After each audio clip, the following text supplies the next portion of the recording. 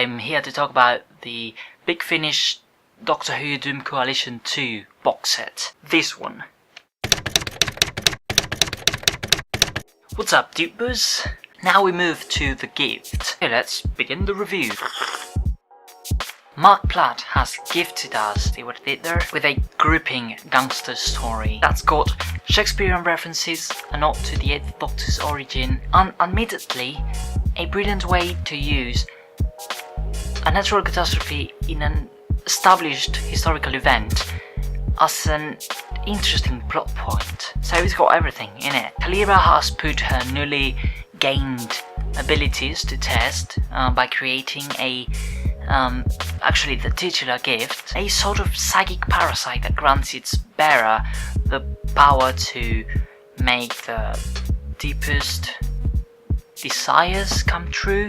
I'm pretty sure that's a trope, but it's used brilliantly in this story, so I cannot fault it. It's set in San Francisco in 1906, that's almost a century before the TV movie, so there's that added sense of danger, because if the city is destroyed in the earthquake in this year, the Doctor's personal past would be in peril. So yeah, it's very sort of a life or death situation for the Doctor. The best part of this episode is the dialogue, which is full of funny interactions and witty one-liners. Now, I didn't quite connect with the supporting characters, although they were entertaining and interesting at some levels, and served well the purpose of further exploring the background and the setting of this episode. Liv and Helen had little to do in this episode. Yet again, McGann's Doctor was splendid and much more cheerful and crazy than we've seen in a while. My favourite scene has to be the haircut, because the Doctor and yeah, poor McGann. But enough said. Sadly, I have to give this story a 7 out of 10, even though it was fun, but it wasn't that fun, I guess. So yeah.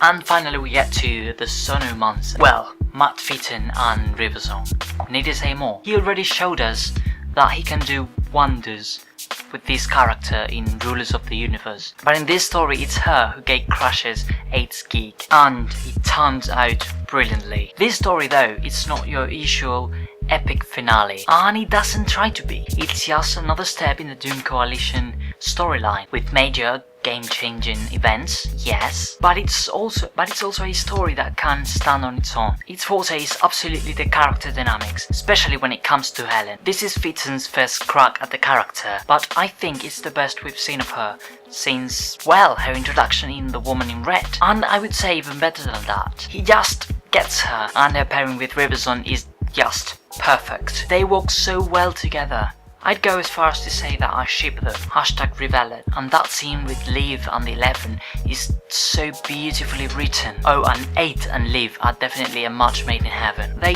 totally get each other now. That reminds me, Helen should be River's companion and Liv this too. That way I think she'd get the growth she needs as a character. The world Fitton has created for this story is the perfect setting, and he manages to handle that subplot, the natives subplot, wonderfully. If I had to choose a favourite scene from this episode, that's not possible. But anything with Riversong, when she says goodbye to Helen and River and Liv, I think that was great. And we've definitely not seen the last of Riversong in this range, which is always good. Now the rating, I think I'm going to give this story a 9 out of 10, because I loved it, absolutely loved it.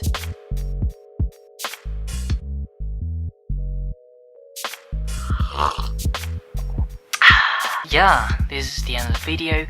Click like if you like this video, and subscribe if you want to see more of me. I talk a lot about Doctor Who, but I also do other kinds of videos. If you're interested in that, you can check my other videos in my channel.